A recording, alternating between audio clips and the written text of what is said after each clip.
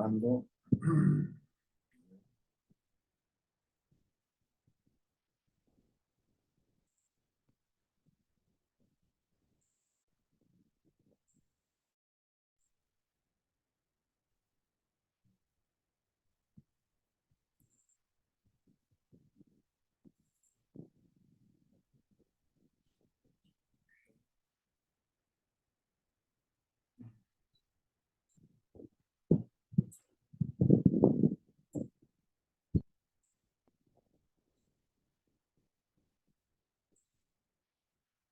Bueno, ¿cómo están ustedes? Muy buenos días. Me disculpan que estamos haciendo aquí unas pruebas porque no soy muy experto en este programa.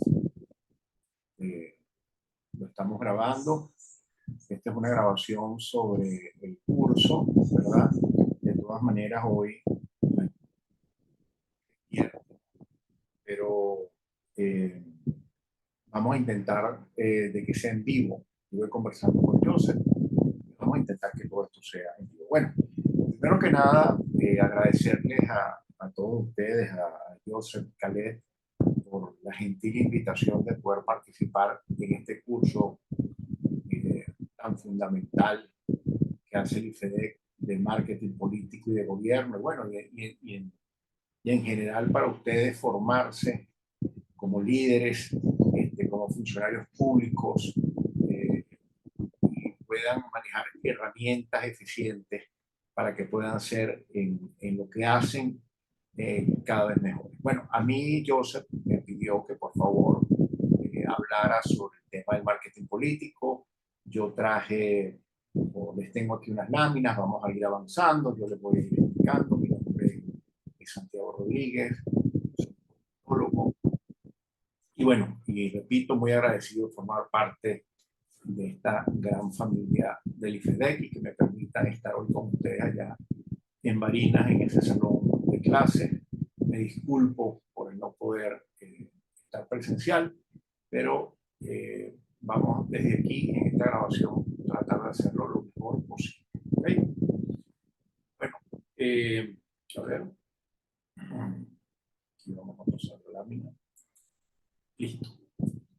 Bueno, aquí hay un concepto de marketing político de Newman que define el marketing político como una actividad preocupada principalmente por desarrollar estrategias de posicionamiento, fíjense que marco la palabra posicionamiento, y comunicación que permita aumentar las probabilidades de éxito de un candidato entre su grupo de electores. ¿Okay? Repito, define el marketing político como una actividad preocupada principalmente por desarrollar estrategias de posicionamiento y comunicación que permitan aumentar las probabilidades de éxito de un candidato entre su grupo de electores. Fíjense que hay dos palabras que son muy importantes que a lo largo de esta presentación vamos a estar mencionándola. Una de ellas es posicionamiento y la otra es comunicación. Por supuesto, para lograr el posicionamiento se tiene que dar todo el proceso comunicacional. Y para que se dé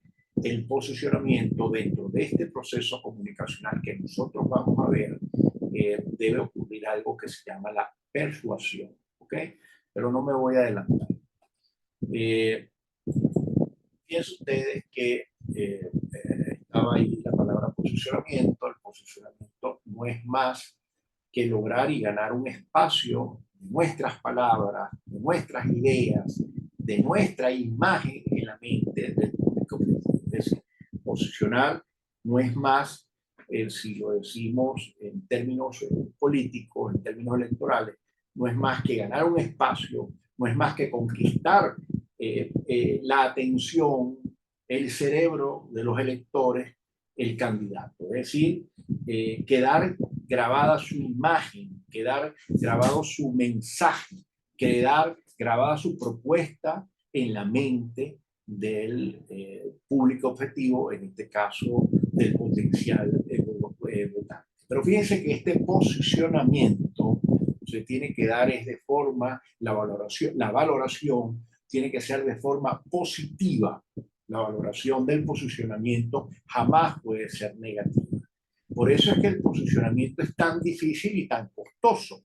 costoso porque usted se posiciona a través de los medios de comunicación, de las herramientas de los medios de comunicación, y saben ustedes que llegarles a la masa es muy costoso. Antes, en las campañas políticas, donde existían las vallas, donde existían los grandes periódicos, donde existían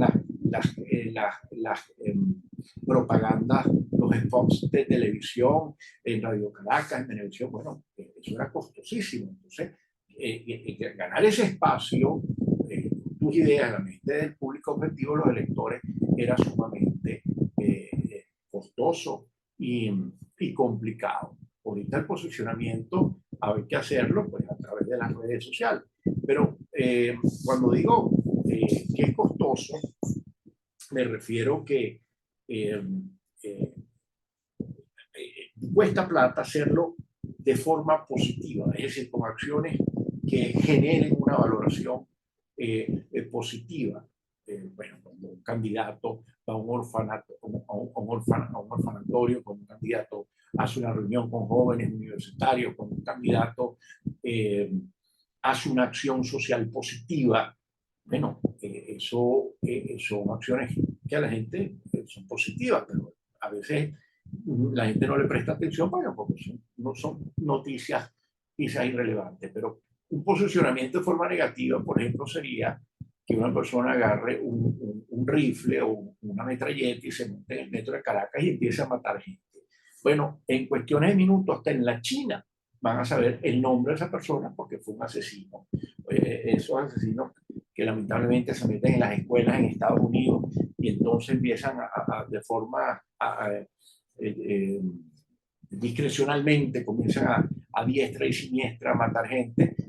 Bueno, a las horas en el mundo pone la foto de la persona, pero eso es un posicionamiento negativo. ¿Okay? Hitler tiene un posicionamiento, todo el mundo lo conoce como un exterminador de masas, Adolfo Hitler. Eso es de forma, un posicionamiento de forma, en la mente, de forma negativa. Juan Pablo II, el Santo Padre, el Papa, tiene un posicionamiento de forma positiva. Entonces, siempre cuando hablemos de posicionamiento, debemos entender que ese posicionamiento tiene que ser con acciones positivas para alcanzar otro nivel que vamos a ver más adelante, que se llama el nivel de reconocimiento. Siempre el nivel de reconocimiento debe ser de forma positiva. Ahora, fíjense ustedes, Jack Trout es un autor de los más especialistas en el área de posicionamiento, que tiene un libro que es muy viejo, pero muy bueno, que se llama El Nuevo Posicionamiento, y él da unos tips para que entendamos que son importantes para el desarrollo de la estrategia política y para el desarrollo del plan comunicacional. Por ejemplo, él dice las mentes son limitadas. Es decir, eso quiere decir que usted no puede andar en una campaña, por ejemplo, voy directo al grano, con 10 mensajes, ¿verdad?, al público objetivo. Las mentes son limitadas, usted debe tratar de posicionar uno, dos, máximo 3 mensajes. Debe tener un tema principal. Usted no puede ser candidato y hablar hasta de astrología, ¿no? Tiene que tratar de, a través de los estudios de investigación, que lo vamos a ver más adelante, usted debe tratar de ver, descubrir cuál es el problema en su circunscripción electoral para que pueda hacer un mensaje que logre ser posicionado. ¿Okay? Las mentes son ilimitadas, eso es importante, ¿no?, a la hora de hacer la publicidad de las campañas. Las mentes no soportan confusión. Eso quiere decir que las mentes prefieren la sencillez, como está ahí. Los mensajes siempre en política y en el marketing, mientras sean más sencillos, son más fáciles de ser posicionados. Por eso es que siempre hay que buscar un lenguaje coloquial, un lenguaje llano, un lenguaje que pueda captar las masas, el pueblo, con ideas muy claras, sin, como decían antes, sin palabras domingueras, un lenguaje y un mensaje que pueda ser digerido y metabolizado de forma fácil para el elector, ¿ok? Y la mente se resiste al cambio. Eso quiere decir que, por ejemplo, hay sociedades donde hay corrientes políticas o doctrinales muy fuertes, partidos que tienen muchos años, etcétera. No es fácil cambiarle el chip a una persona. Fíjense ustedes que antes se decían en los pueblitos que los adecos hasta que se muere, y esos viejitos que conocieron a Rómulo decían que nunca se iban a salir del partido, ¿no? Bueno, esa generación ha ido desapareciendo, pero quizás para esa generación decirle que dejaran de votar por AD para votar por otro partido no era fácil, ¿no? Porque ahí las mentes se resisten al cambio. ¿Okay? Entonces, estos puntos son importantes a la hora del posicionamiento. Ya Trump nos hablaba de eso, para que nosotros, para que nosotros sea más fácil la elaboración del mensaje.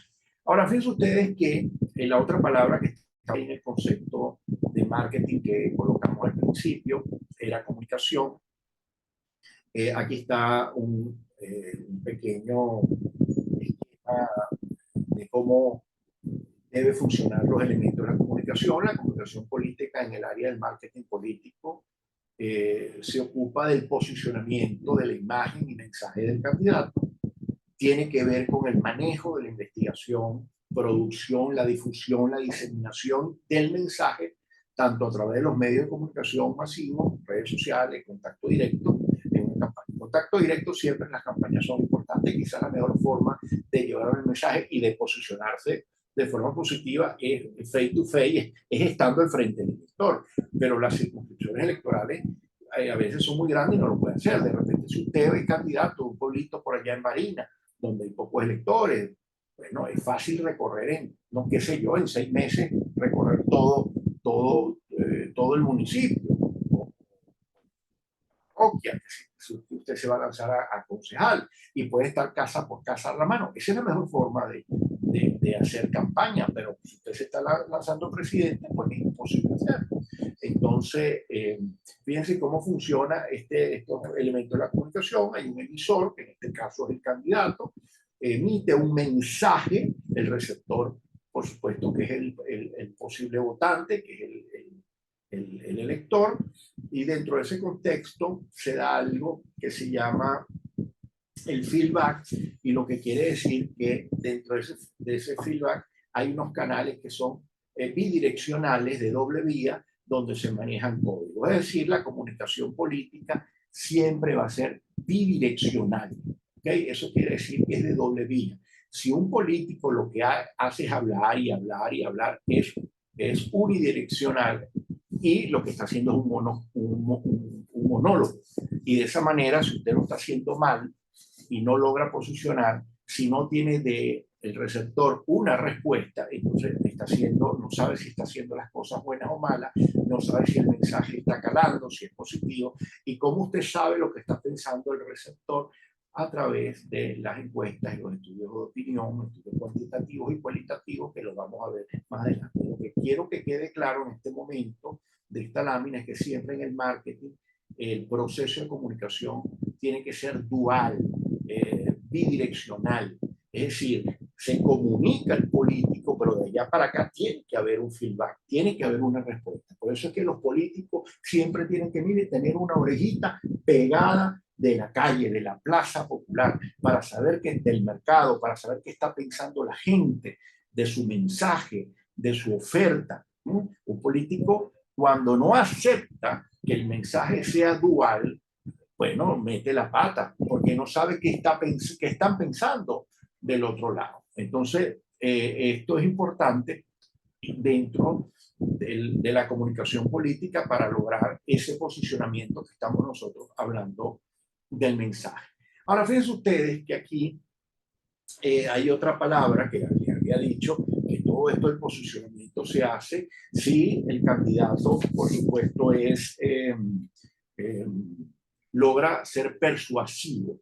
Y con la persuasión hay una palabra que es sumamente vieja, podríamos decir que data del siglo V antes de Cristo, que es la retórica.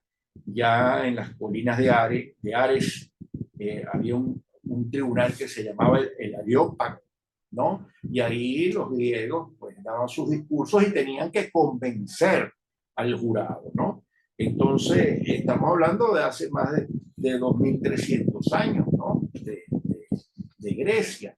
Y para aquella época, precisamente, Aristóteles hizo un manual sobre retórica de cómo debía ser ese discurso, de cómo debería ser ese mensaje para ser persuasivo.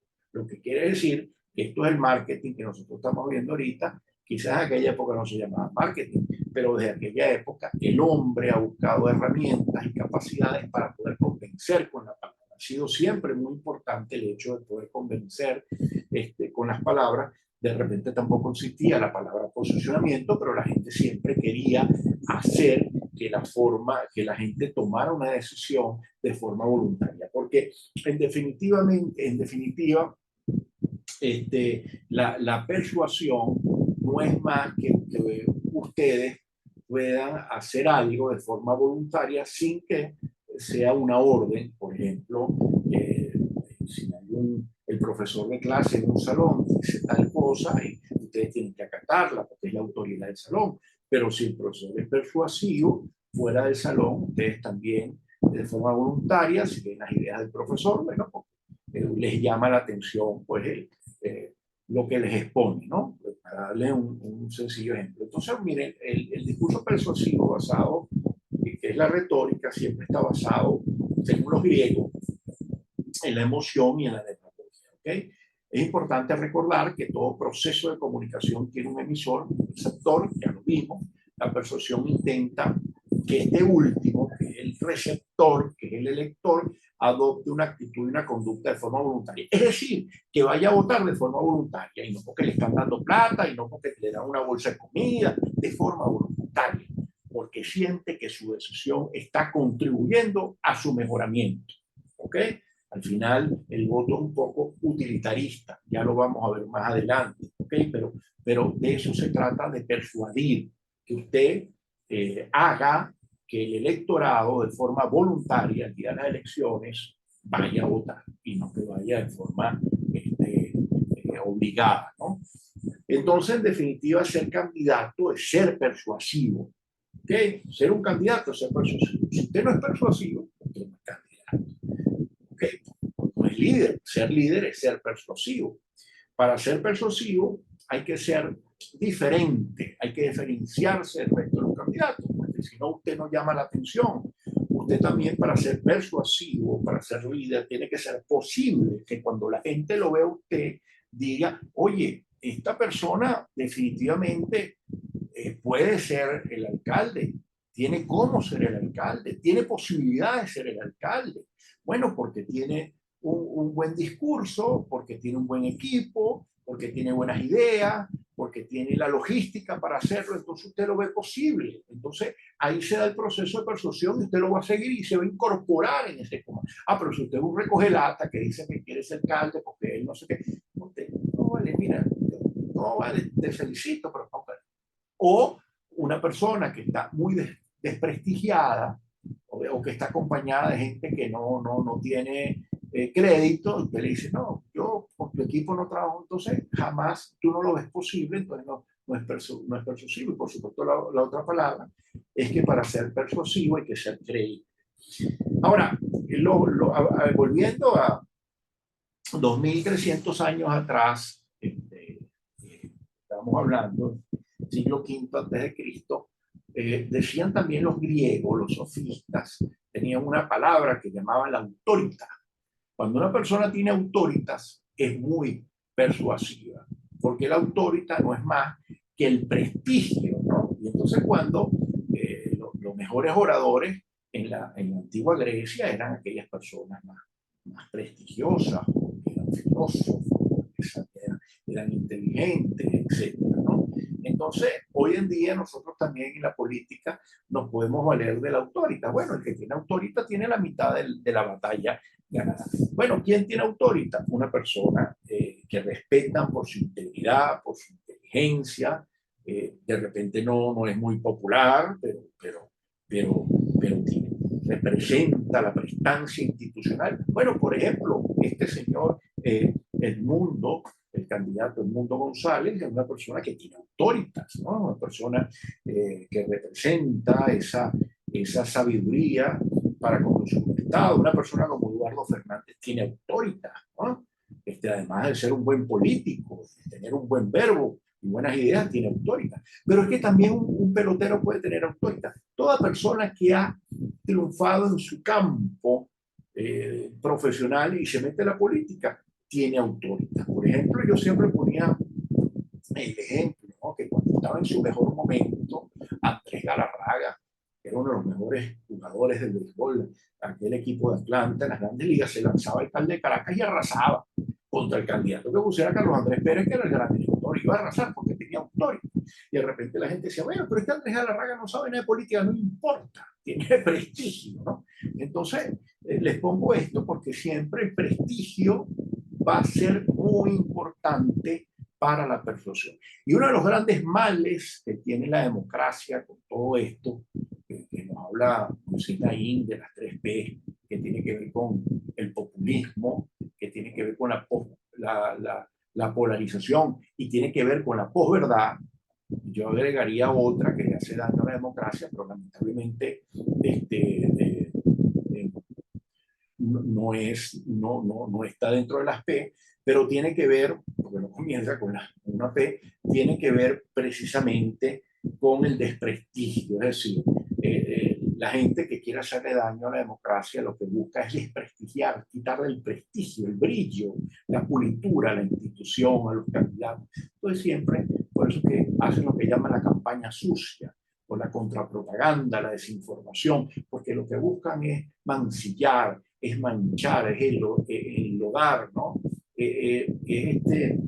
Enturbiar la imagen de un líder, buscándole cosas, inventando tal.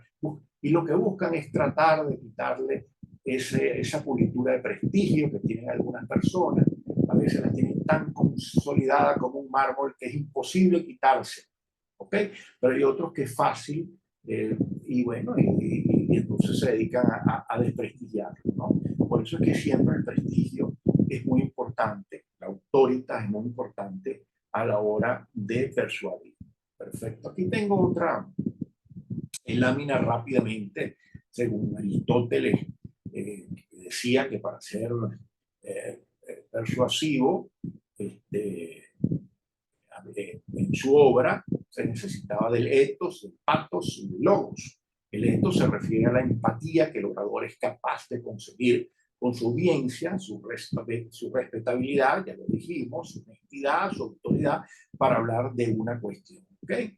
El pathos se refiere a las emociones que un orador puede provocar. Bueno, esto tiene que ver más con la demagogia, el pathos en el público, la capacidad para persuadir y convencer a través de un discurso histriónico que emocione a la gente. Y el logo es el concepto que resulta más interesante en lo que se refiere a la argumentación de Aristóteles en la retórica, que dice que el logo es el proceso de argumentación que puede considerarse como el más sensato, el más racional, o referido a la objetividad y el sentido común. Pero bueno, dentro de la política, quizás este es el que tiene hoy en día mayor pegada, porque pareciera que los políticos, mientras más irracionales son, pues más lo sigue la gente. Se ponen a bailar, o al reggaetón, qué sé yo, o se quitan la camisa, o dicen groserías, o se comportan como unos malandros, bueno, y pareciera que eso conecta con algún tipo de público, pero eso ya es un problema también cultural que hay en la sociedad, en los países, y entonces calan ese tipo de mensajes. Pero eso es otro tema, pero en un país, si usted va para una elección de la universidad, donde van a elegir el rector, yo estoy seguro que este aspecto, lo que llamo el logos, es más importante porque es un proceso de los profesores o los estudiantes que tienen cierto nivel intelectual van a votar por el más sensato, por el más racional, por el más objetivo, que tiene más sentido común. A veces también ocurre que las sociedades, cuando tienen mucho desgaste por el populismo y han estado en una cosa de desorden mucho tiempo, una especie de anemia institucional, la gente cansada de los populistas, de los demagogos, a veces giran a buscar lo más racional, a buscar lo que devuelva como la institucionalidad de la política. Y eso también se ha visto en muchos casos electorales. Bueno, las campañas políticas y la comunicación son consustanciales e indisolubles. ¿Okay? Esto es muy importante, ¿no?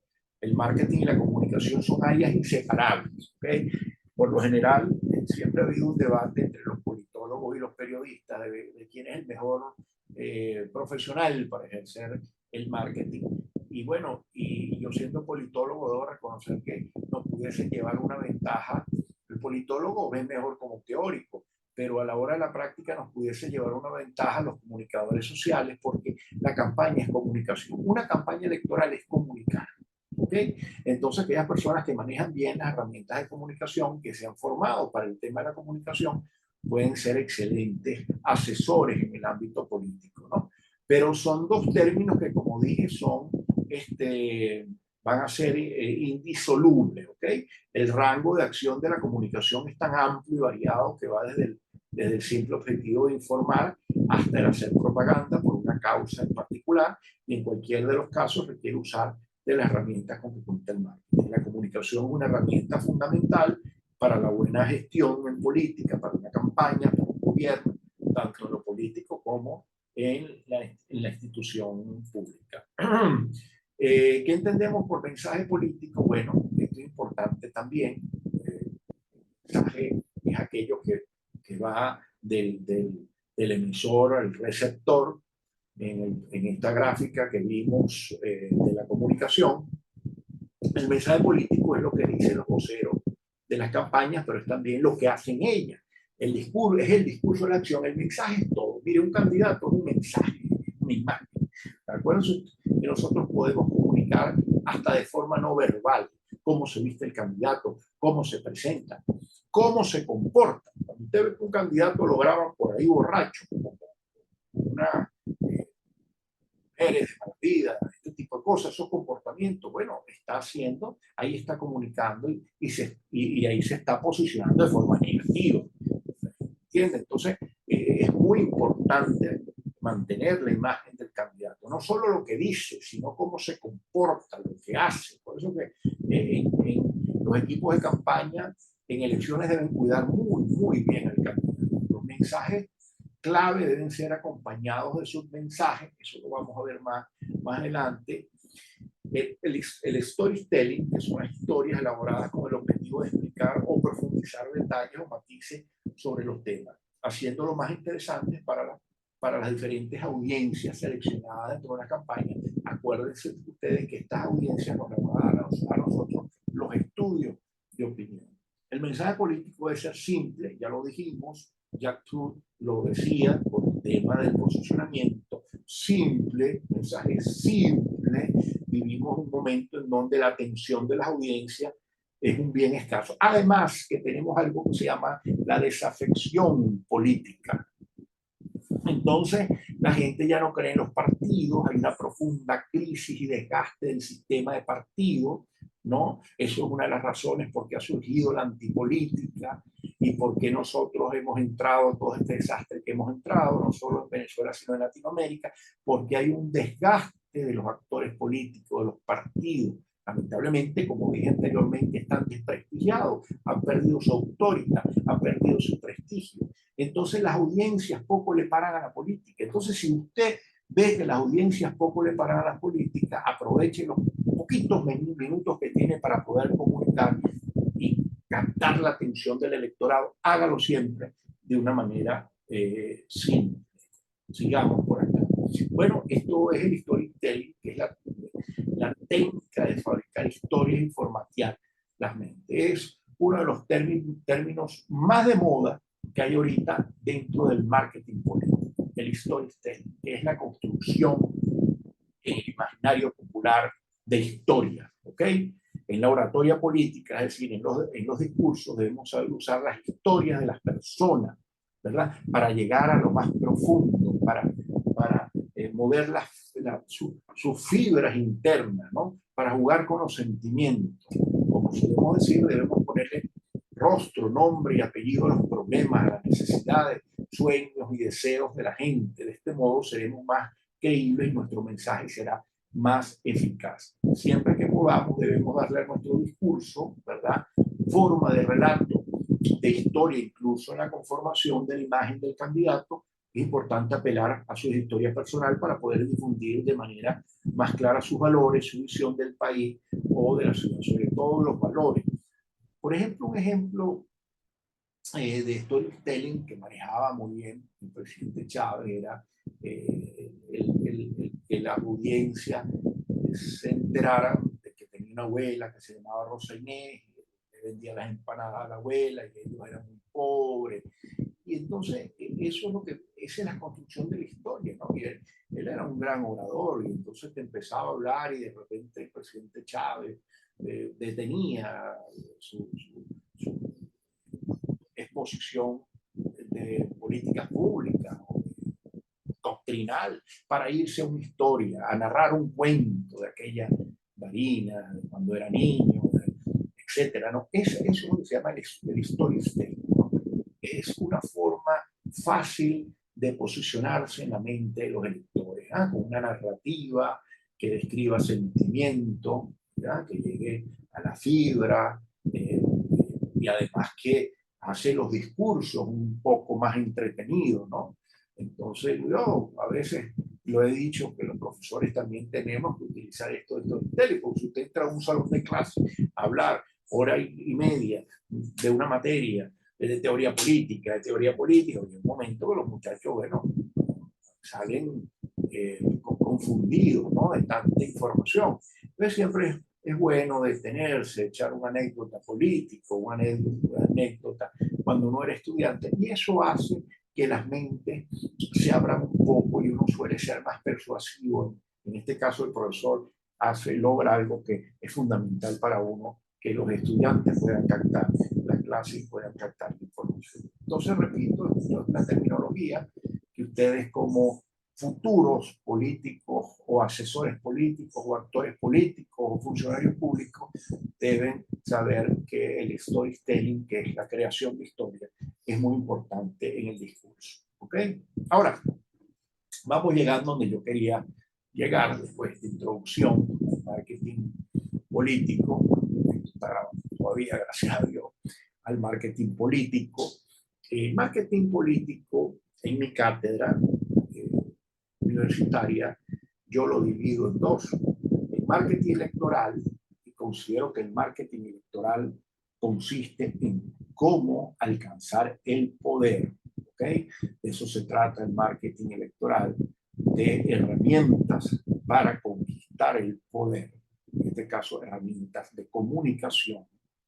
Y el marketing de gobierno, que es el marketing de la gestión pública, no es más de cómo mantenerse en el poder y cómo ser reelegido y mantener continuidad de esa gestión de gobierno que usted está haciendo. Los especialistas dicen que es más difícil llegar, ¿okay?,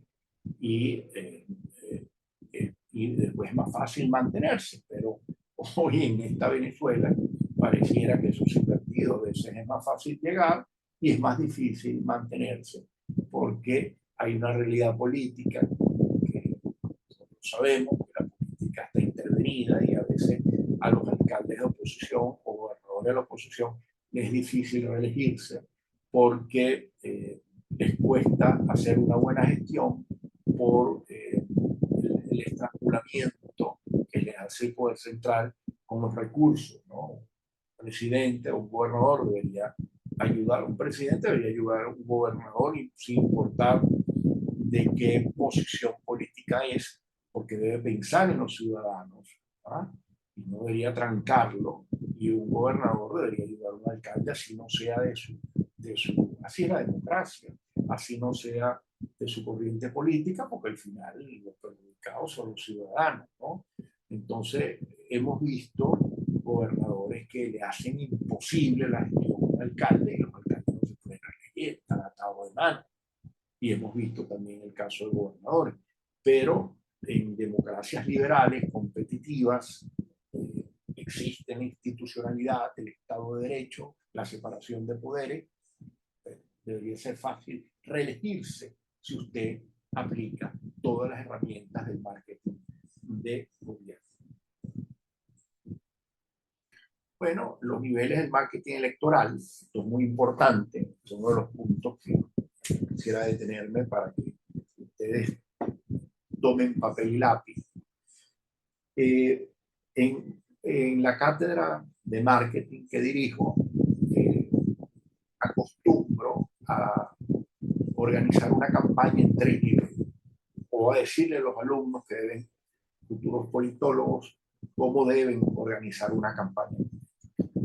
El primer nivel de una campaña, y en cada nivel debemos elaborar un plan comunicacional. El primer nivel de una campaña es el nivel de reconocimiento. ¿Okay? Fíjense que el segundo nivel es el de posicionamiento, que ya lo hablamos. El nivel de reconocimiento es la visibilidad del candidato. Nadie va a votar por un fantasma. Si usted no lo conoce, nadie va a votar. Cuando ponía el ejemplo del pueblito de Barinas, no es fácil lograr un nivel de reconocimiento, porque quizás si usted va para la Plaza Bolívar todos los días a las 5 o 6 de la tarde, pues por ahí pasa todo el pueblo y en cuestión de meses y usted es conocido. Si usted es un pueblito, es amigo del barbero y el barbero habla de usted todo el tiempo, usted es un tipo conocido o le hace buena propaganda el bodeguero, va a ser conocido. Pero cuando los espacios son más grandes, es muy difícil lograr el nivel de reconocimiento y eso me refería cuando es muy costoso. ¿Okay? Porque usted es reconocido, siempre debe ser reconocido de forma positiva, ya lo dijimos. No puede ser reconocido de forma negativa. Repito el ejemplo, si yo hoy agarro una granada y la tiro en un sitio y no lo quiero, no sé quién es Santiago Rodríguez, el loco asesino, ¿no?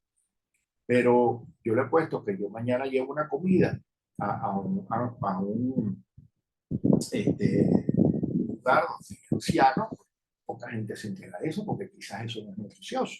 Entonces, el nivel de reconocimiento es costoso, hay que tener recursos. Por eso que las campañas políticas eso es otra cosa que quería decir, que las campañas políticas son costosas y hoy en día son más costosas. Yo tenía un gran amigo, profesor universitario, que después se dedicó a asesorar campañas en Colombia, me dijo, mira, Santiago, lo primero que usted debe preguntarle a un candidato es si tiene recursos para lanzarse. Si no, aléjese, porque va a perder el tiempo. Y hágale un favor, dígale, mire, si usted no tiene plata, no se lance. No se lance por las campañas. Y eso es que mi cuñado me va a dar porque tengo un amigo que me iba a conseguir. Ah, no, porque del partido me van a bajar los recursos. Los partidos no tienen plata, nada, nada. Si usted no tiene los recursos para una campaña política, deje que otro lo haga y usted lo ayuda. Lamentablemente es así, es así.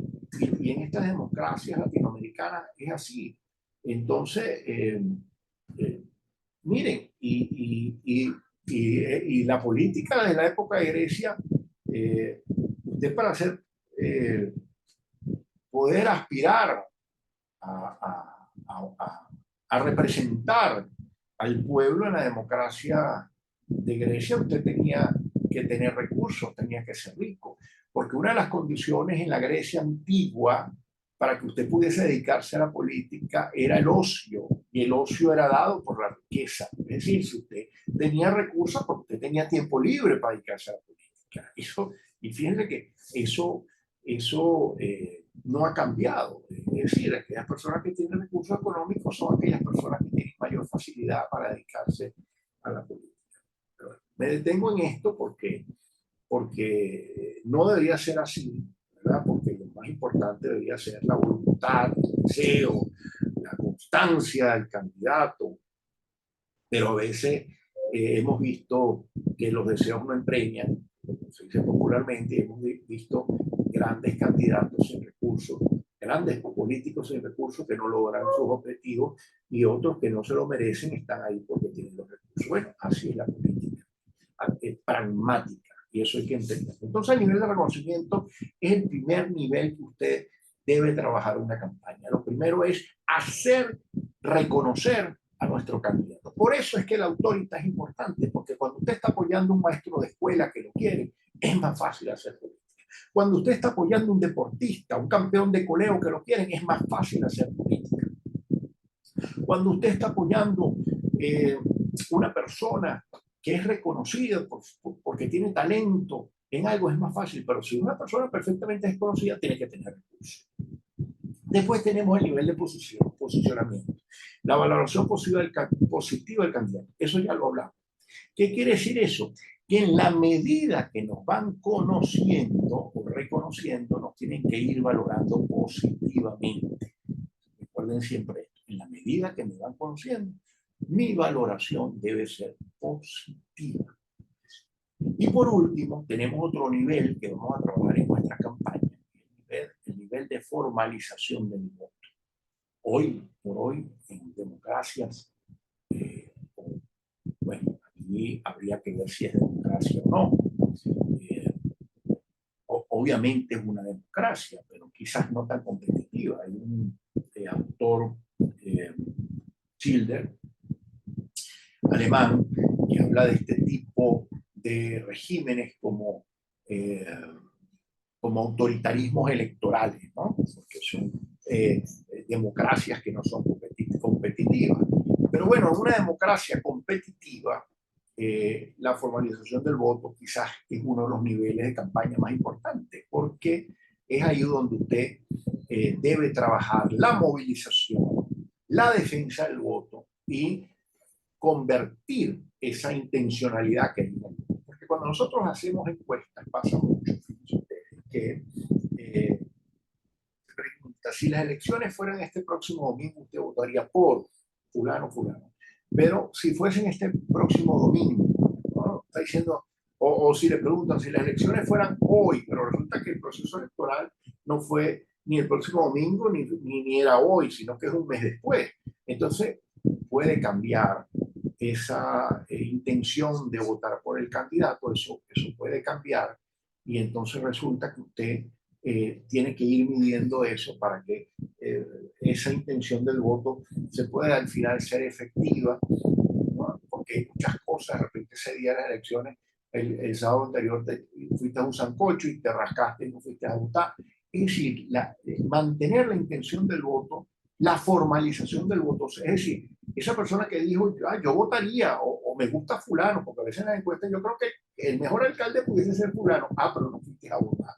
Entonces, a veces, por eso que a veces las encuestas se caen, porque aquel partido o equipo que tiene mayores recursos, volvemos a la plática, para la movilización y para la defensa del voto en las mesas, puede ganar unas elecciones. De repente, en una encuesta, usted puede estar 30 puntos por arriba, pero si usted no tiene ni movilización y no tiene quien defienda el voto, se acaba todo, se acaba todo. Y son temas que ahorita están discutiendo mucho en este proceso de elecciones. Habría que ver si realmente todavía el PSUV mantiene esa gran maquinaria, esa gran fuerza que siempre tuvo. Y hay que reconocer que la oposición nacional está muy débil en el tema de las mesas electorales. No tiene los padrones electorales completos. Una de las desgracias que ha tenido la oposición en los últimos años es que con esta estrategia de generar, que tiene el gobierno de generar división, se dividen las fuerzas y no tienen suficientes testigos en las mesas y no tienen cómo defender el voto. En este proceso electoral que tenemos ahorita de cara al 28, para la oposición es fundamental el tener testigos electorales. ¿Okay? Entonces, estos tres niveles siempre hay que tenerlos presentes a la hora de nuestra campaña política: el reconocimiento, hacer visible el candidato, el posicionamiento, lograr que en esa visibilidad haya una valoración favorable y positiva de nuestro candidato, y el nivel de formalización del voto, es decir, que ya la gente cree que puede ser el alcalde, que es posible el próximo gobernador, pero si usted no trabaja en formalizar la intención del voto, que es con movilización y con defensa del voto, el día de, que es el día de las elecciones, usted está fregado. Entonces continuamos por aquí. Bueno, mire, esto rapidito, un término de un economista como es Mises, pero a mí me gusta porque la acción humana puede ser utilizada en la política, ¿no? Del comportamiento del ser humano, un tanto utilitarista en la política. No se puede predecir el comportamiento humano, es espontáneo. Eso es importante a la hora de diseñar la estrategia. Y quizás por eso es que a veces el gobierno ha dado mucho traspié, me refiero a este gobierno, porque el escenario político está lleno de incertidumbres. No es fácil saber cómo la gente va a comportarse. Por ejemplo, esto tiene que ver, por ejemplo, con las primarias, que el gobierno pensaba que es un fracaso, que nadie iba a las primarias, que nadie iba a votar, que la gente no se iba a movilizar, y fíjense que la votación fue masiva. No supieron manejar la incertidumbre política. Cuando usted no es capaz de manejar la incertidumbre, pero es que no es fácil. Repito, eso es parte de la acción humana. Entonces, esto son ideas utilizadas a la economía, pero en la planificación económica. Pero yo he querido traerlo a la planificación política, porque al fin y al cabo estamos hablando de mercados, ¿ok? Y la utilidad del voto tiene que ver también con la utilidad que tiene la gente con el dinero, ¿no? Entonces, no es fácil predecir el comportamiento de los electores, no es fácil predecir el comportamiento de los votantes. Ahorita hay una duda que si la gente va a votar o no va a votar el 28. Bueno, yo creo que la gente está despartidizada. La gente no cree en los partidos políticos, pero la gente no está despolitizada. Si a la gente le dan el 28 la oportunidad de votar y ven una rendijita así, ahí, papá. Bueno, no va a caber la gente en las calles votando, ¿no? Quizás porque el gobierno no logra predecir, apuesta a la abstención, pero la gente no está despolitizada. Entonces, esto es una valoración importante que yo les quería meter esta lámina, y siempre le he dicho a mis alumnos que esto, el cálculo político nunca es exacto. 2 más 2 no es 4, sobre todo en las campañas políticas. Por eso es que decía un amigo, el cementerio de la política está lleno no solo de impacientes, sino de muchos creyentes. Ah, que yo creía, que yo no, señor. No. Por eso que los estudios cuantitativos son importantes, pero también los cualitativos, porque también hay que entender el comportamiento humano, sociológico, lo que se llama la sociología electoral, para poder, nunca vas a poder predecir un resultado. Puedes tener una idea de quién va a ganar, pero predecirlo es imposible, ¿no? Entonces, dentro de estas valoraciones de la acción humana, los seres humanos reaccionan conscientemente ante los estímulos y circunstancias del ambiente. El ambiente del contexto siempre buscará maximizar su bienestar individual. Esto, repito, son conceptos económicos, pero vamos a llevarlo a la política. Los electores reaccionan conscientemente ante los estímulos y circunstancias en una campaña y siempre buscarán maximizar su voto. Van a votar por lo que les conviene y por lo que les genera beneficio. Por eso es que el cambio es un arma tan poderosa dentro de la política, porque es la máxima expresión de la maximización electoral, ¿no? Del cambio, mejorar. O sea, estoy mal. Y entonces cuando usted va a maximizar su bienestar político, lo representa el cambio. Entonces, siempre debemos entender, como en la economía, que en la decisión económica y en la decisión política hay mucho de utilitarismo. Dentro de la circunscripción electoral hay una red infinita de interacciones, es decir, dentro de cualquier municipio que hay una campaña, estado, país, hay una red infinita de interacciones que son impredecibles, estamos hablando, y que sus efectos son incalculables, así como la planificación económica es imposible hacerla, la planificación política en el campo electoral también es muy difícil hacerla, sus efectos son incalculables, es un orden espontáneo que no se puede calcular. Entonces, estos son elementos importantes que un asesor político debe manejar y después para no llevarse trancazos ay, es que las encuestas no decían eso. Bueno, siempre hay cisnes negros, pero esos cisnes negros aparecen en un proceso electoral porque no conocen la acción humana, el comportamiento de un elector. El mercado electoral supera cualquier sistema de planificación, aunque aquí lo que les estamos enseñando a ustedes es a planificar una campaña. Pero bueno, a esto también hay que valorarlo, hay que sopesarlo. El mercado electoral supera cualquier sistema de planificación gubernamental, la incertidumbre prevalece, que es lo que nosotros hemos venido haciendo. Por eso que el cálculo político no es fácil hacerlo, el cálculo electoral para nada es fácil. Bueno, toda campaña arranca con un análisis previo de la realidad, el tema de la encuesta. Estamos en el nivel de reconocimiento en este momento dentro de nuestra campaña política. Las encuestas son una ayuda constante en el campo de la política.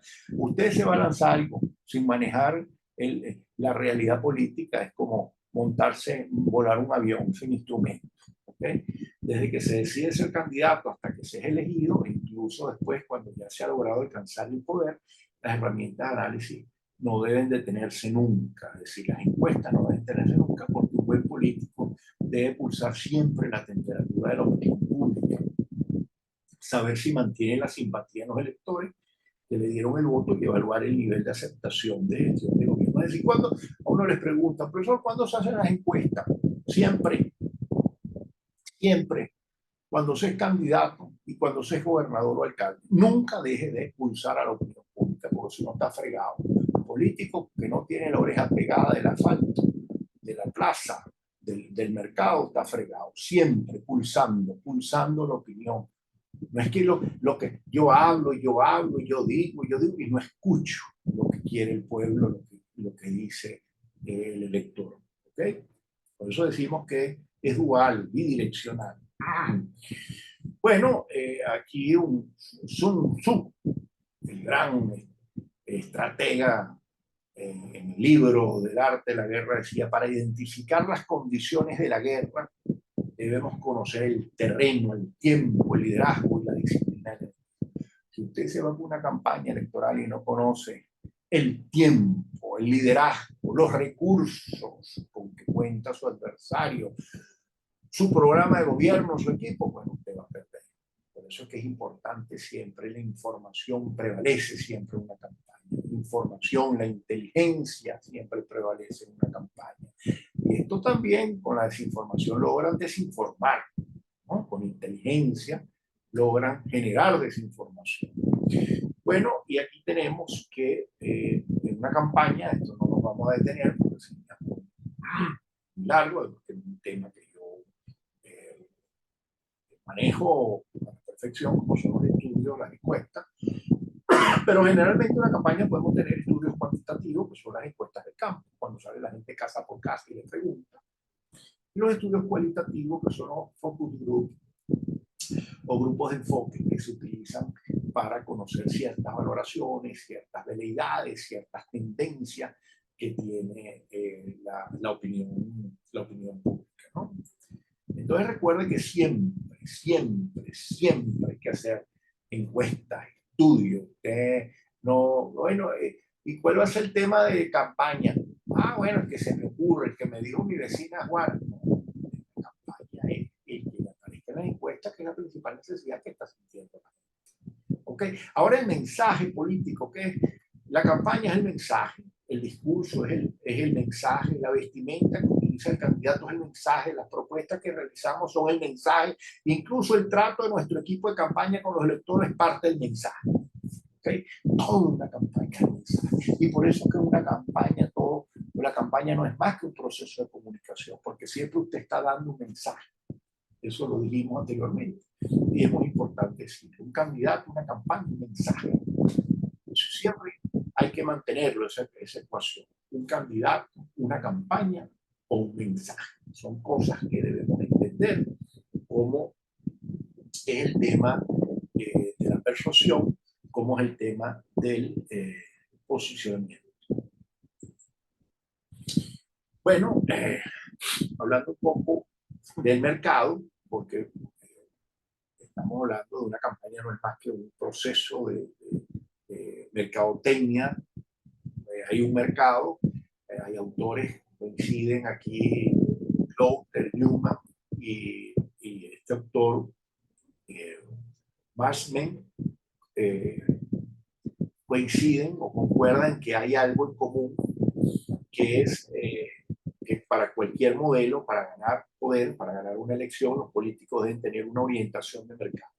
Es decir, usted siempre que vaya para una campaña, para ser elegido, debe reconocer que está compitiendo en un mercado político. Es decir, debe tener los ciudadanos como centro de atención o de interés. En este caso, si usted es gobernante, debe tener como centro de atención e interés a los ciudadanos, y si usted es un candidato, un político, debe tener como interés también, en este caso, los electores. Es decir, usted tiene que internalizar que usted está compitiendo en un mercado. Y en el mercado hay otras alternativas, en el mercado hay otras tarjetas, en el mercado hay otras propuestas, en el mercado hay otras imágenes, y por lo tanto usted debe diferenciarse, diferenciarse con un buen discurso, con una buena propuesta para poder ser visible, para poder tener una buena valoración, un buen posicionamiento. Entonces, este tema del mercado también es muy importante dentro del marketing político. ¿Qué implicaciones tiene el adoptar una orientación de mercado? Fundamentalmente la siguiente: mantenerse en contacto con las preocupaciones de los electores o intereses por la opinión pública. Por eso que en el mercado, tanto el marketing comercial como el marketing político, son tan importantes las encuestas, ¿ah? Porque si usted no se encuesta, no sabe cuáles son las preocupaciones de la gente. Si usted no escucha a la gente, no sabe por qué está sufriendo la gente. Y una de las cosas que ha pasado en la política nacional es que nos hemos desconectado del sufrimiento de la gente, de sus necesidades, de lo que están viviendo. Entonces los políticos por allá en Caracas, en la oficina, con aire acondicionado, no saben lo que está pasando en los pueblos de Venezuela, en los caseríos de Venezuela. Entonces hay que estar en contacto con ese mercado, responder a los problemas de los electores, no solo en el mensaje oral o escrito, sino con gestos, las acciones que se llevan a cabo durante la campaña. Me decía una vez un alumno, profesor, pero eso es un tanto populista. Bueno, pero es que nosotros, nuestro deber como consultor político es que gane el candidato. Eso sí, no entrando a las descalificaciones. Siempre en el marketing debe haber una línea entre lo público y lo privado, ¿no? Y debe haber una ética, pero el candidato también tiene que ser una persona empática con la gente. Y esto tiene que ver, bueno, con abrazar a la gente, con sentirla, con tener gestos que ayuden a compartir las necesidades de las personas. Si hubiera que resumirlo en una palabra, se busca coherencia en el actuar. Solo así es posible traspasar la barrera de lo comercial, que es una de las principales críticas y cuestionamientos del uso del marketing político. Bueno, porque hay las críticas que dicen, bueno, que el marketing político es irresponsable porque uno vende un candidato como una marca de jabón, como una caja de jabón, y no, sí debe haber ética en el marketing, porque en el mercado, en el marketing comercial, si el jabón le echa a perder la ropa y le abre huecos a la ropa, usted va y, bueno, perdió la camisa, pero con el dolor de su alma, pero al otro día compró otro jabón. Aquí no. Aquí usted puso en el poder a un tirano y bueno, y acabó con generaciones, con el futuro de un país. Entonces sí tiene su responsabilidad en marketing. Yo conozco consultores, bueno, que lo llaman y le dicen, quiero que me asesore. Y le dicen, no, yo con usted no trabajo porque usted no es demócrata. Los conozco. Y se han negado, tienen ética. Y se van y trabajan con uno que les paga menos y que tiene menos chance, pero se sienten bien trabajando y haciendo una acción buena, ética. El marketing tiene que tener su ética, no todo puede ser la caja registradora. Entonces sí, hay que obrar, hay que actuar con ética, y el mercado no es como el mercado comercial. Todo esto ha hecho que el elector asuma un rol utilitarista de manera permanente, de modo que cuando el elector se enfrenta al tema político, sea con el candidato o su programa de gobierno, ya no se comporta como un elector ausente, sino que lo hace como un ciudadano con derechos que exige explicaciones, soluciones y sobre todo conoce dónde está el beneficio para su voto. En conclusión, hoy el gran reto para la política es que tiene un elector informado. Hoy no es el mismo campesinito, hay un elector informado, alerta, atento y sobre todo consciente, que puede exigir y demandar las soluciones a sus problemas, que ya no se le queda callado al político cuando va a los caseríos y le dice, usted me mintió, usted dijo esto y no lo hizo y no cumplió. Entonces, es muy importante conocer el mercado. Bueno, mire, en las etapas del plan estratégico de comunicación en la campaña, La primera de ellas trata la arquitectura general del plan.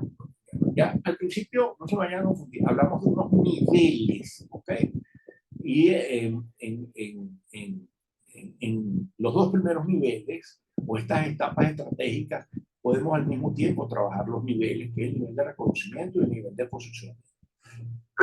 La primera etapa de un plan estratégico de comunicación, de campaña de comunicación, que van a elaborar ustedes, la primera de ellas se trata sobre la arquitectura general del plan de la campaña. Se debe arrancar con una investigación y diagnóstico. Eso es la encuesta, mis estimados amigos, la encuesta. No dejen de hacer nunca la encuesta.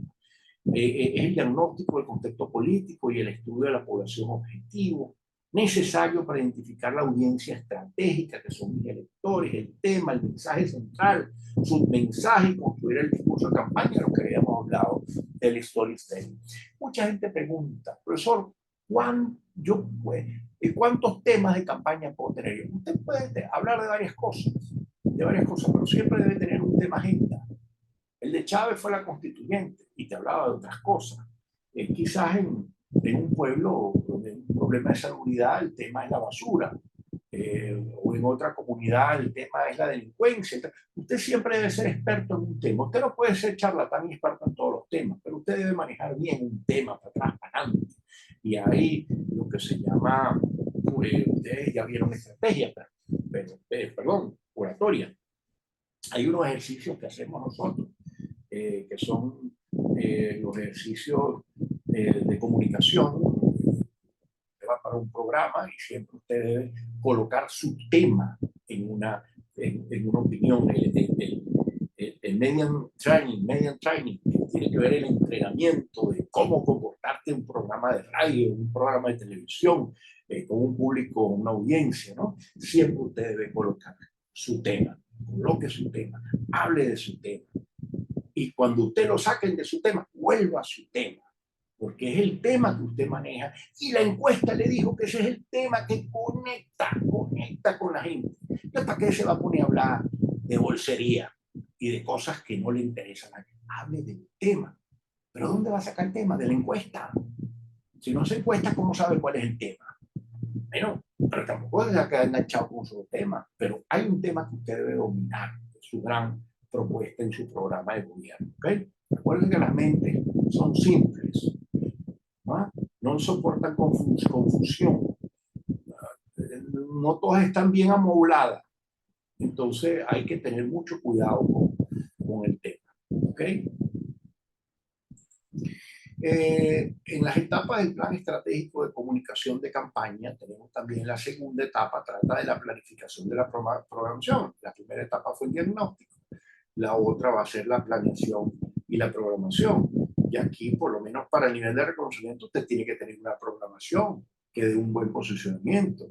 Entonces aquí estamos hablando de la programación de las actividades en las cuales se decide en qué fecha saldrán las estrategias publicitarias creadas por cuál medio, ¿no? La encuesta te dice cuál es el locutor más popular y conocido del municipio. Se va a ir para el programa que nadie escucha o la emisora que nadie escucha.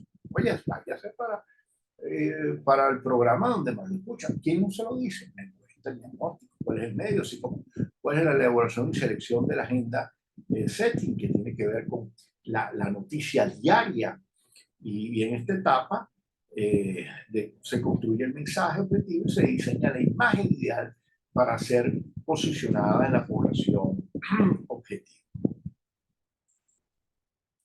Bueno, en las etapas del plan estratégico de campaña de comunicación tenemos la tercera etapa, que consiste en las pautas de actuación para posibles situaciones de crisis, donde se tenga un banco de respuestas y soluciones a los posibles problemas del plan que estamos elaborando. Junto al sistema de evaluación y control, toda campaña electoral debe tener un proceso de evaluación y control. Si las cosas no están funcionando, puede cambiarla, nunca es tarde. Para lo que se programa la realización de encuestas de seguimiento, las cuales nos permitirán medir la efectividad del plan, desarrollar las medidas correctivas necesarias, así como también detectar fenómenos imprevistos a tiempo que pudieran afectar el curso del mismo. De igual forma se realizarán posteos de los mensajes comunicacionales, es decir, al día siguiente usted puede a través de un posteo ver si el mensaje caló o no caló, para evaluar su efectividad y la conveniencia evidencia de su continuidad. Entonces, bueno, como usted puede ver, siempre la investigación debe prevalecer en una campaña, y no solo la investigación, sino que después que usted pone en marcha la estrategia que sacó a través de la investigación, tiene que estar evaluándola constantemente a ver si funciona. ¿Okay? Miren, en el diseño del plan de comunicación política, fíjense que estamos hablando no el plan de campaña, el plan de comunicación política que está dentro del plan de campaña. ¿Por qué es un plan de comunicación política? Bueno, porque está en el concepto de marketing que vimos. Porque en este plan de comunicación política, vuelvo a decir, lo que estamos buscando es posicionar a su candidato, posicionarlo usted o posicionar su mente. Entonces, mire, en el diseño del plan de comunicación, bueno, otro dice, bueno, pues yo también voy a manejar también mi plan de campaña. Bueno, es válido. Usted lo primero, mire, otra vez, investigación y diagnóstico. Todo el tiempo, investigación. Arranque con su encuesta. ¿Ok? El estudio de la realidad. Bueno, nosotros hablamos que las campañas son costosas, porque una encuesta es costosa también. Costosísima. Y como son costosas también, hay encuestadores que son inescrupulosos, que pagan muchas cosas y van a favorecer un candidato. Entonces, como decía el profesor Víctor Barranco, decía que hay políticos que utilizan las encuestas como borrachitos utilizan a los postes para recortarse, para que le dé luz. ¿No? Entonces, no puede ser. La encuesta tiene que hacerla con gente objetiva, parcializada. Y bueno, lamentablemente en Venezuela no hay una jurisprudencia, una ley que regule las encuestas dentro de las leyes electorales. No todo el mundo puede hacer encuestas. Empresas reconocidas con ficha técnica, y cuando tiran gazapos, bueno, las eliminan y no pueden seguir trabajando. Entonces, hay que hacer encuestas.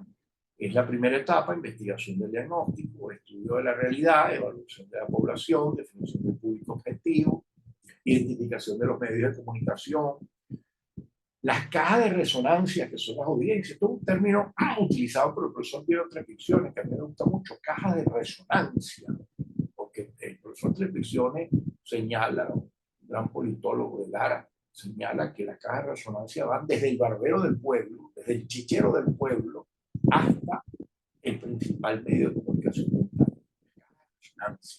que son las que andan repitiendo el mensaje y el nombre de nuestro candidato.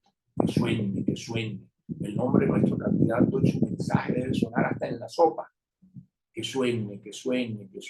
¿Okay? Identificación del tema central de campaña a través de la investigación, ya lo dije. De la investigación, no vaya para donde un brujo, no haga como que en paz descanse mi amigo Guillermo Luna, que fue gobernador de Lara, que prefería ir a que le leyeran los caracoles y le fumaran un tabaco y le decían: Guillermo, míralo como sale la ceniza, chico, vas a arrasar, vas a sacar tantos diputados. No.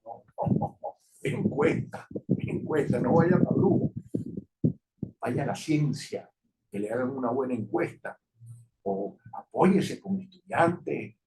Hay maneras de hacer las cosas que no salgan tan costosas. Entonces, a través de la investigación del diagnóstico va a haber definición del mensaje que mejor se adapte a la población objetivo. Y bueno, aquí estamos hablando de lo que llamamos oferta electoral. Vamos a la segunda parte de nuestro diseño de plan de comunicación, que ya es la programación, es la acción, es la construcción del discurso persuasivo, ¿okay? Que es el storytelling. Muy importante la palabra persuasión, porque por la percepción, a través de la comunicación y el storytelling, creamos realidades. ¿Ah? Usted, a través de esta planeación y esta programación, puede lograr una buena imagen, una buena percepción de nuestro candidato. Y aquí hay una regla de oro que creo que no aparece en ninguna de las láminas, pero anótenla ahí, por favor, que en política, anoten, no sean tan pendientes que anoten, que en política es más importante la percepción que la realidad. En política es más importante la percepción que la realidad. Puede que usted sea un tripas verde, pero tiene una percepción positiva, un posicionamiento, porque se lo construyeron a través de esto que yo les estoy enseñando, y usted va a ganar. Y puede que usted sea una hermanita de la caridad, pero tiene una mala valoración porque la oposición o el gobierno trató de crearle una campaña negativa de desprestigio, y usted podrá ser el mejor, un hombre de santa comunión, un santo varón, pero mire, perdió la elección. En política, la percepción es más importante que la realidad. Y para que usted tenga buena percepción, no solo basta, decían el refrán, no solo basta ser la mujer del César, sino comportarse como no solo basta en que digas que eres la mujer del César, sino que te comportes como la mujer del César. Eso es importantísimo en la política. Entonces,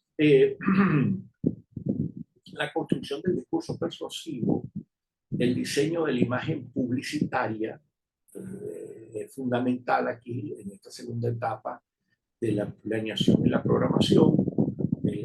Aquí es donde vamos a trabajar el eslogan, los impresos, las vallas. Bueno, ahorita, los de oposición no tienen oportunidad de tener nada de esto. Hasta las imprentas andan cerrando por sacarle afiches a nuestro candidato.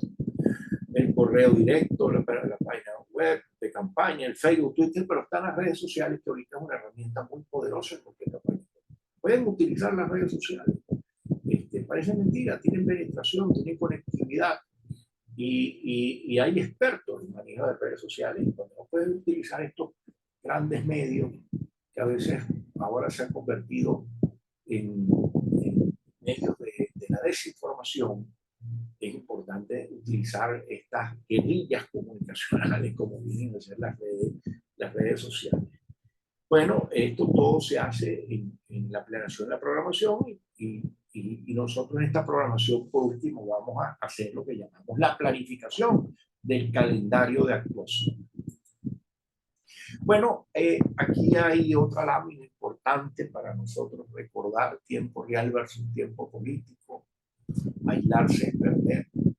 Como dijimos, el político siempre tiene que estar en la vanguardia. Escuchar los ruidos de la calle, ya lo dijimos.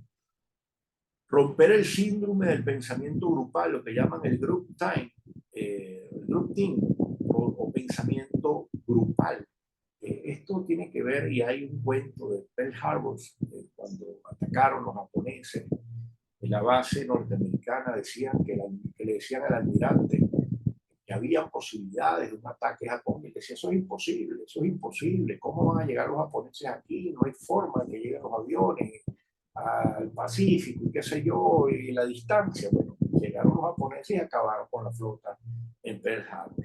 ¿Y qué pasó? Bueno, que llegó un momento que los de la sala de estrategia militar dejaron de advertir y de hablar de un posible ataque por el miedo a ser desautorizados por el almirante. Entonces, eso es el pensamiento grupal. Entonces, cuando el líder de la campaña es terco, eso no va a pasar, yo no voy a perder, y a este no me va a ganar, entonces los otros dejan de decirle la verdad. Siempre hay que decirle la verdad al candidato, así sea antipática, y así después lo aparte. Pero si usted quiere estar ahí jalándole y complaciéndolo, bueno, usted verá. Pero no podemos permitir que la campaña se genere este síndrome del pensamiento grupal, que al final todo el mundo termina pensando como líder y quiere complacer al líder. Conocer sin filtro ni sesgo lo que piensan los electores, eso ya lo vimos también a través de la encuesta. Esto es algo muy verídico en la política, sobre todo en el tiempo de desafección. La mejor propaganda es la que no se paga, por eso es que las redes sociales son tan efectivas, porque las propagandas que son espontáneas te las hacen otros, como los memes y todas estas cosas. Estos videos que montan espontáneamente a favor de un candidato en las redes son espontáneos, y esas propagandas son las que generan mayor persuasión. La alineación interna es muy importante una campaña, alineación interna, hay que evitar la confrontación interna. Hoy vemos que lamentablemente comandos políticos que como están integrados por distintos grupos políticos, bueno, se andan matando y todavía no han ganado, ya se andan repartiendo los cargos. Eso hace mucho daño a una campaña política. Ustedes dirán, oye, pero eso no le corresponde al marketing. Bueno, pero para que se haga un buen, lo que llamamos el nivel de la formalización del voto, para que funcionen bien las mesas, debe haber una alineación interna y una peleadera. Ay, ya, yo tengo aquí mi padrón electoral, no te lo voy a dar, este es el de mi partido, y mentira, no tienes nada. Y el otro, no, nosotros tenemos 17 centros, y aquel no, yo tengo 8, y cuando ven ninguno te dice, bueno, debe haber una buena alineación interna, una buena armonía, una buena relación entre todos los factores de poder que integran un comando de campaña o un equipo de trabajo que sea armonioso para que las cosas fluyan. Bueno, hablamos de las redes sociales, la mejor propaganda es la que no se paga, ese tipo. Y la imagen y el mensaje de nuestro candidato debe ser omnipresente, es decir, debe estar en todas partes. Bueno, recordar siempre que la campaña electoral, la clave es lograr que el candidato y el elector se sientan parte de ella. Esto es fundamental también en el marketing de gobierno. Lo fundamental es que los ciudadanos forman parte, se sientan parte de la gestión. En una campaña electoral es clave lograr que el ciudadano o elector, el ciudadano elector se sienta parte de la campaña. Ese es el mejor activista que puede tener un político, el voluntario, el espontáneo, el que está ahí porque lo siente, lo desea y un día lo vio y tocó el candidato y el candidato le transmitió ese convencimiento y dijo, a partir de hoy trabajo por usted, vamos a echarle pichón y no importa, yo no estoy en su partido ni en ningún partido, pero yo en mi cuadra estoy diciendo a todo el mundo que vote por usted y todos los días salgo con un tarjetón para donde voy, para el mercado, para todos lados, y el día de las elecciones voy a estar ahí para que cierren las mesas. Ese es el mejor, ese es el mejor. Entonces hay que lograr que el elector se sienta parte de esa campaña, de ese cambio, de ese triunfo. El éxito no puede estar por dinero. Cuando hay esa relación crematística de que usted nada más hace política por estar pagando, no camina. Ahí no se logran las grandes transformaciones. Ahí nunca una buena idea le va a llegar a un buen momento cuando hay una relación crematística, ¿no? Y esa espontaneidad, ese compromiso. Mire, yo me acuerdo que yo muchacho cuando hacía política, el Barquisimeto, que estaba metido en el Buró de Acción Democrática, se lanzó Luis José Oropesa, y entonces ya yo me estaba graduando de politólogo, y entonces me integro al comando, bueno, ya era politólogo, pero estaba dentro de la juventud del partido, me era joven, y entonces nos dice el secretario general, bueno, Rodríguez, vaya para allá para que ayude en la campaña. Bueno, me van a incorporar en el equipo de estrategia. ¿No? Usted estaba, me acuerdo que el jefe de campaña, de esa campaña, no me acuerdo el nombre, pero Agustín Berrío era el jefe de campaña y bueno, y había unos asesores, Carlos Raúl Hernández, uno de los asesores de la campaña, ahí estaba también. No me acuerdo, pero unos grandes asesores políticos. Bueno, yo juraba que yo iba a integrar ese equipo de campaña, porque yo era politólogo, me están mandando para el secretario general. Cuando llego, lo que me dieron fue un poco de afiche y una brocha con vela. Vaya para el centro, para allá, este mundo, pues, pero yo lo hice con emoción. Al día siguiente, dando más afiches, porque me quedaron como 3 cuadras más sin pegar afiches. A mí no me estaban pagando nada, pero sentía la emoción de trabajar por mi partido, por el cambio, por una idea. Sí, yo creo que antes era así la política. Quizás muchos los que me están escuchando saben que era así. Entonces, la política no puede ser todo plata, ¿no? Todos tenemos necesidades y por eso que es importante primero cubrir sus necesidades personales y después dedicarse a la política. Lo ideal es que los políticos ya lleguen, un candidato a alcalde ya no tenga problemas económicos. Tengan usted la seguridad que no vaya a robar, pero llévelo para allá, mamá, ni loco, para que vean cómo acaba con el erario público. Esa es la verdad.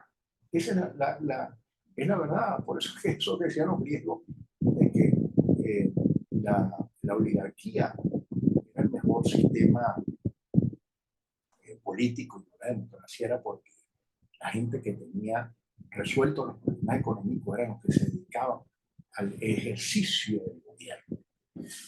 Bueno, no estoy diciendo con esto que la democracia no sea buena, lo que estoy diciendo es que debemos haber más principios, menos corrupción, y ojalá vivamos en un futuro donde las personas que se dedican a la política lo puedan hacer, porque primero que no viven de la política, viven de su profesión, bueno, y se dedican a la política por una acción, ¿cómo se dice? Una acción altruista de querer ayudar. ¿Ah?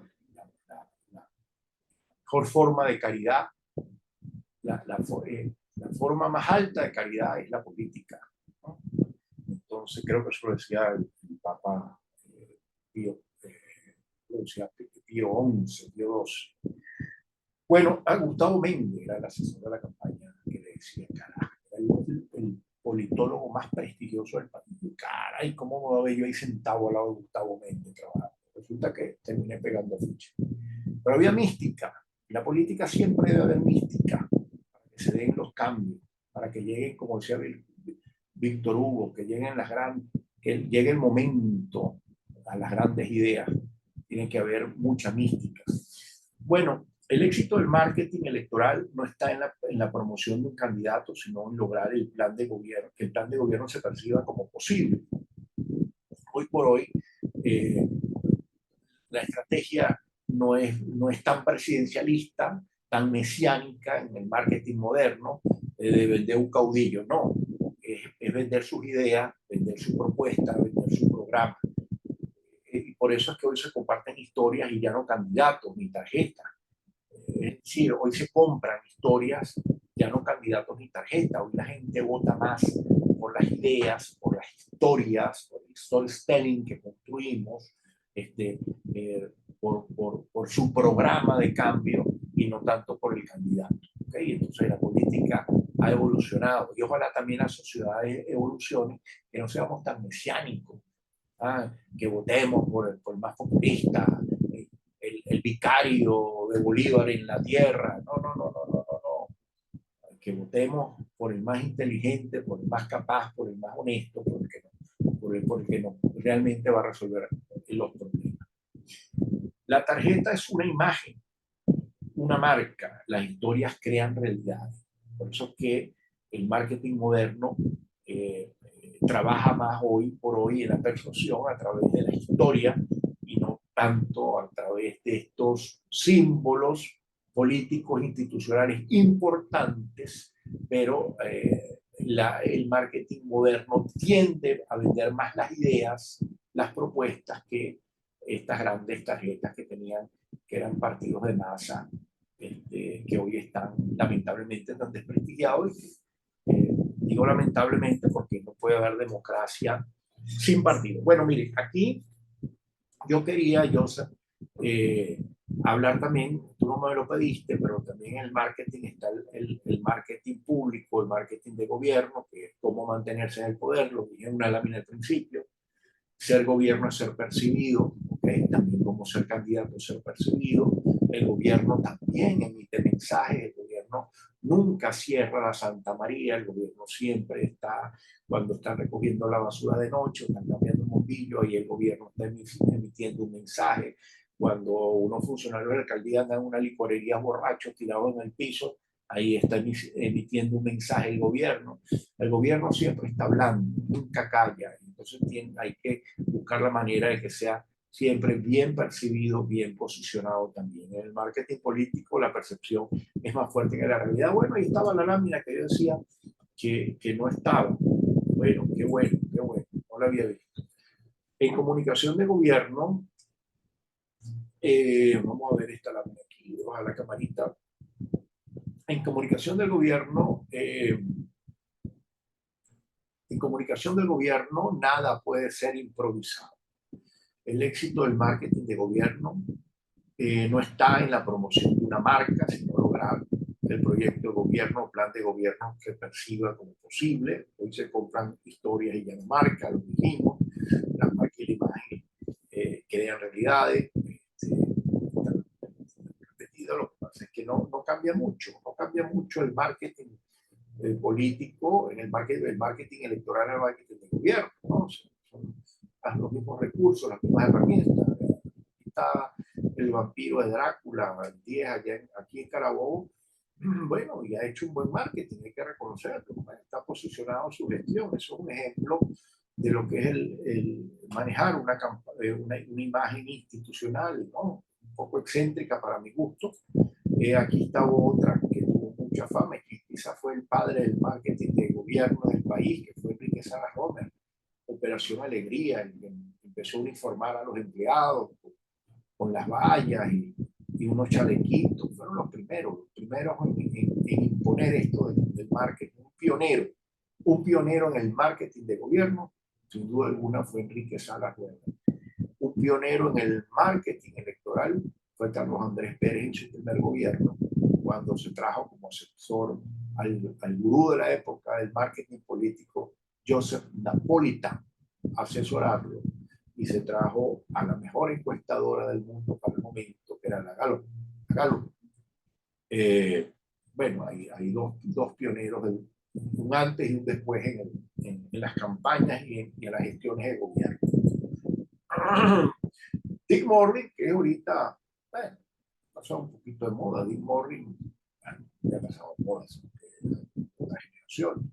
Otro de los grandes estrategias de campaña, de marketing. El hombre que hizo Bill Clinton presidente sostenía que la comunicación de gobierno busca una mayoría diaria. A mí me encanta esto lo saqué yo de un libro de Dick Morris, ¿no? Dice que un gobernante siempre tiene que buscar una mayoría diaria, que un político no necesita el apoyo público solamente para ganar la elección, sino que la necesita para gobernar. Entonces estamos en campaña todo el tiempo. Estamos en campaña todo el tiempo. Estamos ejerciendo el marketing desde que decidimos lanzarnos a alcaldes hasta el último día que entregamos el poder. Estamos en marketing todo el tiempo, ¿no? Hay que construir una mayoría diaria y ese es el objetivo no solo en una campaña, sino también en una gestión. Todos los días ganar botico, todos los días construir una mayoría favorable a nuestra campaña. El marketing de gobierno es saber hacer saber, ¿ok? Eso quiere decir hacer visible la institución pública, lograr el apoyo de la población para avanzar en el proyecto político, hacer visible algún sector, reforma del gobierno, lograr apoyo para que una ley sea aprobada. Todo esto es saber hacer saber. Conseguir afianzar la imagen del gobernante, mantener un alto nivel de aprobación de la autoridad durante su mandato. Saber hacer es saber hacer la gestión. Un ejemplo, saber hacer es solucionar los problemas del hospital de la ciudad, porque se asesoró, tiene los mejores técnicos, los mejores gerentes en salud, pero tiene que hacer saber eso. A las obras hay que cacarearlas. Las cosas buenas del gobierno hay que cacarearlas. No solo arreglar las cosas, tampoco puedes caer en eso tan bajo que no. En el presupuesto anual no metemos aguas negras porque tú entierras esas tuberías, esa obra y no la ve nadie. Entonces, no, tampoco puedes caer en eso. ¿Vale? Eso lo hacen los políticos. Se ponen a hacer obras de fachada, pinturas por aquí, por allá, por todos lados, porque es lo que más ve la gente. Y entonces abandonan otras cosas y no, ¿para qué vas a enterrar ese dinero? Las cloacas, por ejemplo, ¿no? Los drenajes. Saber hacer es solucionar los problemas del ciudadano, pero hay que hacer saber que lo existe, cacaréalo, porque si no, la gente no va a volver a votar por usted y no se va a mantener en el poder. Pero la gestión pública funciona algo con una teoría de la politología que se llama la caja negra de David Einstein.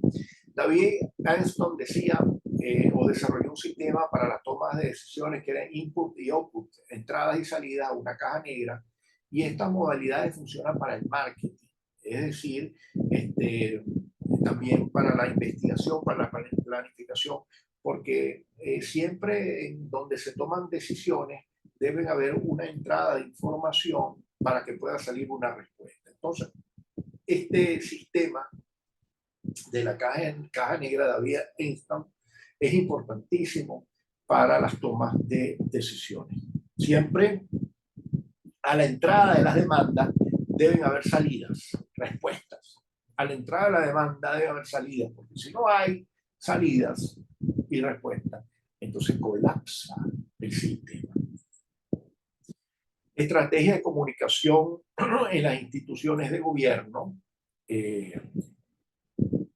Tenemos que quizás la decisión más compleja en el interior de una organización pública es entender que se requiere contar con una estrategia de comunicación alineada a los objetivos de gestión. Desde el primer día de gestión, ya lo dijimos, el marketing de gobierno es fundamental en cualquier gestión. Paso para diseñar una estrategia de comunicación del gobierno. Esto lo voy a leer muy rápidamente porque creo que nos hemos pasado de tiempo. Hacer un diagnóstico, ya lo dijimos, establecer claramente los objetivos de comunicación y alinearlo a los objetivos de la gestión. De todas maneras, estas láminas las van a tener ustedes.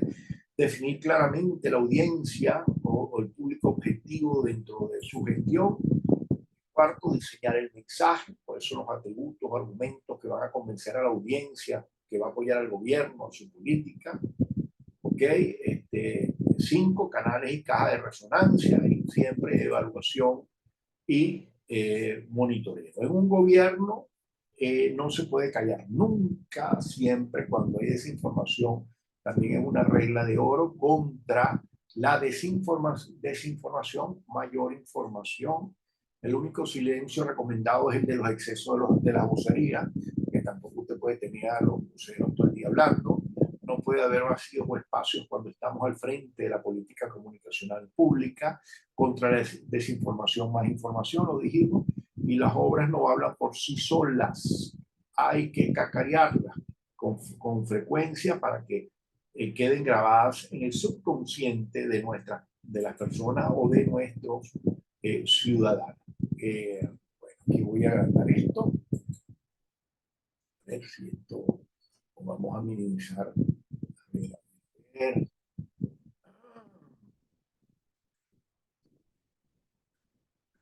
Ok, disculpar. Vamos a llevar esto grande.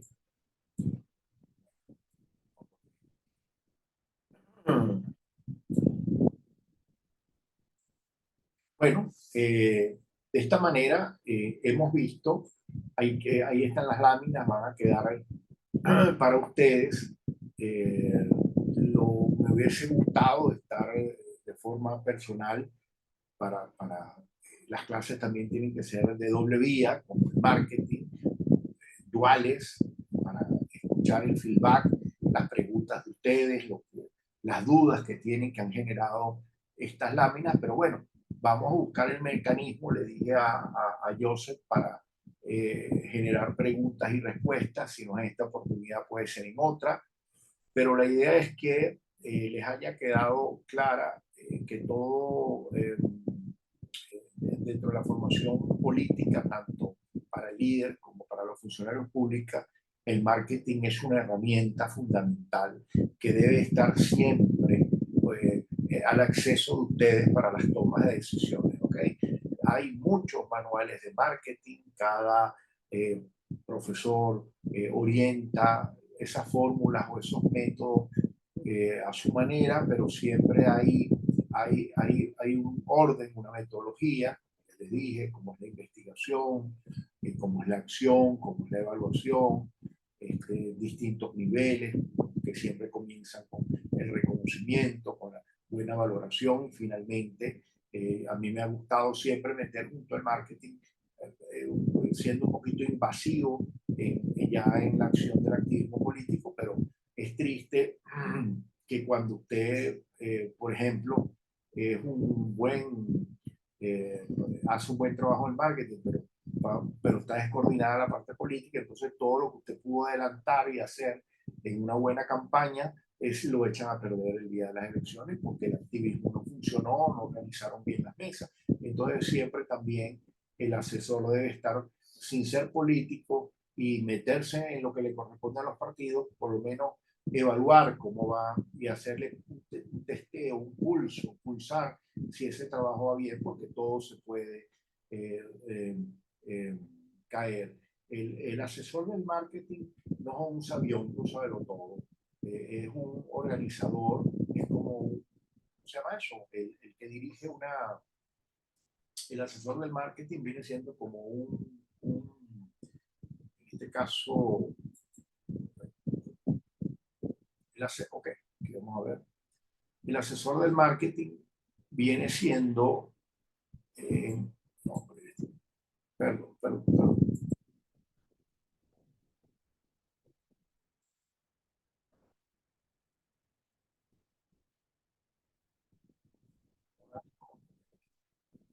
Ah, el asesor del marketing es como un jefe no, como un maestro de orquesta que pues tiene que ser capaz de gerenciar una campaña, de articularla y trabajar con los mejores. Un asesor de marketing no puede saber de todo, no puede ser experto en encuestas, no puede ser experto en comunicación, no puede ser experto en movilización, no puede ser experto en imagen, en el mensaje. Debe ser un gran conocedor, tener mucho sentido común, conocer, tener experiencia, honestidad para poder llevar adelante un proceso electoral. Entonces, bueno, aquí hemos visto a grandes rasgos más o menos cómo nosotros pudiésemos diseñar un plan de marketing político. Fíjense ustedes que el plan de marketing político está todo el tiempo unido junto, concatenado a la comunicación política, ¿ok? El plan político o el plan comunicación, perdón, el plan comunicacional siempre va a estar dentro del plan de campaña, aunque quizás dirán, bueno, pero es que prácticamente el plan comunicación lo es todo. No, pero es que la campaña tiene otras cosas como la logística, el activismo, que son importantes, pero bueno, la comunicación también va a ser muy importante en una campaña. Bueno, mi estimado amigo, yo me siento muy complacido de poder haber participado en esta formación del IFEDEC, Marina, que bien está dirigiendo Joseph Calet, que lo felicito por esta gran iniciativa. Miren, nunca dejen de formarse. Uno de los grandes problemas que ha tenido la política venezolana es que los líderes han dejado de estudiar, de formarse, de prepararse. Es muy necesario tomar tiempo para este tipo de cosas, manejar herramientas para hacer las cosas cada día mejor. Por eso es que este trabajo que viene haciendo en todo el país el FEDEC, yo lo celebro, ese gran trabajo que viene haciendo el doctor Eduardo Fernández, un baluarte de la democracia, una institución de la democracia no solo venezolana, sino latinoamericana, todos los que lo acompañan en el IFEDEC, eh, Mercedes Malavé, Rafael, Miguel Parra, todas esas personas que están ahí en Caracas. No me quiero ir sin antes mandarle un saludo a quizás una de las mentes, o quizás la mente más preclara en la política nacional que hay ahorita, uno de los hombres que ve más allá del horizonte de la inmediatez política, que es, por cierto, de allá de Barinas, Rafael Simón Jiménez. Es un honor el poder compartir su amistad y estar en reiteradas oportunidades con él. Bueno, muchas gracias, Caleb. Vamos a seguir en contacto. Eh, Vamos a ver cómo aquí puedo detener esto. Ah, perfecto. Pues aquí era la cosa. Estoy terminando y ahora que me estoy familiarizando con esto. Me disculpan los errores porque no soy muy bueno en esto. Pero muchas gracias. Que Dios los bendiga.